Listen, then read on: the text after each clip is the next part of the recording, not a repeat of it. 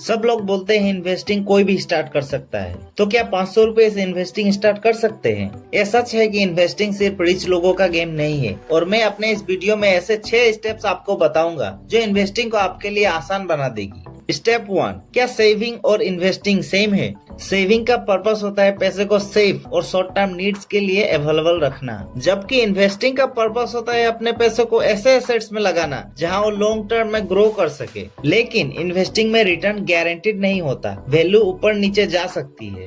Step 2, पहले emergency fund. अगर आपको इन्वेस्टिंग स्टार्ट करना है तो सबसे पहले अपनी बेसिक फाइनेंशियल सेफ्टी बिल्ड करिए। ये क्यों जरूरी है? अगर कल कोई इमरजेंसी आ जाए और आपके पास सेविंग्स ही ना हो तो आपको अपने इन्वेस्टमेंट्स लॉस में बेचना पड़ सकता है। इसीलिए अपने रेगुलर एक्सपेंसेस को कवर करने के लिए एक इमरजेंसी फंड बनाइए। ये फ्यूचर में आपके लिए एक स्मार्ट मूव साबित होगा। स्टेप 3, अब इन्वेस्टिंग को समझते हैं। इससे पहले एक सवाल, इन्वेस्टिंग करनी कहाँ है? बिगिनर्स के लिए कॉमन ऑप्शंस है जैसे स्टॉक्स, म्यूचुअल फंड्स, ETFs और फिक्स्ड इनकम प्रोडक्ट्स। अब इन्हें सिंपल में समझते हैं। स्टॉक्स में आप इंडिविजुअल कंपनीज में इन्वेस्ट करते हो। म्यूचुअल फंड में बहुत लोग अपना पैसा लगाते हैं और एक एक्सपर्ट उस पैसे को डिफरेंट स्टॉक्स में इन्वेस्ट करता है। ETF या एक्सचेंज ट्रेडेड फंड, ये भी एक फंड की तरह होता है, लेकिन इसे स्टॉक की तरह मार्केट में बाय और सेल किया जा सकता है। फिक्स्ड इनकम प्रोडक्ट्स जैसे FD या कुछ गवर्नमेंट बैक्ड स्कीम्स, जहां जनरली पहले से डिफाइंड रिटर्न स्ट्रक्चर होता है और रिस्क रिलेटिवली लोअर मिलता है।